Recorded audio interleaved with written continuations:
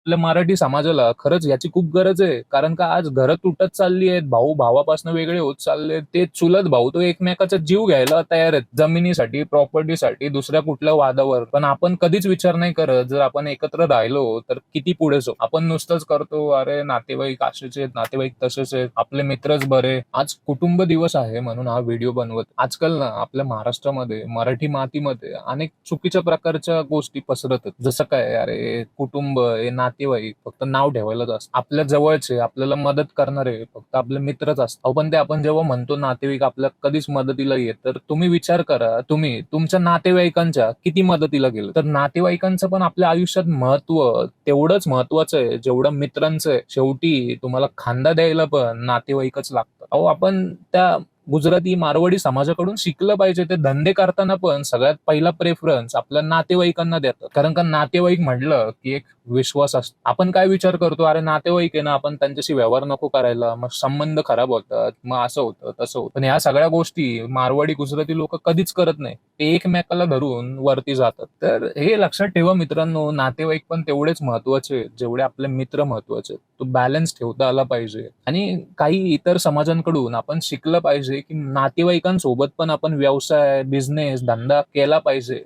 त्यात कोणताही तोटा होत नाही किंवा नातेवाईकांशी जर आपण त्यांच्यासोबत नीट सगळ्या गोष्टी ठेवल्या आणि व्यवसाय एखादा केला, सगळं पारदर्शक ठेवलं, तर कुठलेच संबंध खराब होत नाही. ही मेंटॅलिटी आपण खरंच चेंज केली पाहिजे आता. आणि हे सतत म्हणणं नातेवाईक खराब असतात, नातेवाईक असेच असतात, नातेवाईक तसेच असतात. शेवटी हे लक्षात ठेवा, तुम्ही स्वतः पण कोणाचे ना कोणाचे तरी नातेवाईक आहात. तुम्ही त्यांच्याशी कसे वागतात ते तुम्ही कधी बघितलंय का? तर मित्रांनो, या आज कुटुंब दिवस आहे. Family day. तर समजून घ्या, प्रॉब्लेम खरा हा नातेवाईकांमध्ये नाहीये. प्रॉब्लेम हा आपल्या विचारांमध्ये, की आपण चुकीचा विचार करतोय किंवा आपण नातेवाईक म्हणून कुठेतरी कमी पडतोय.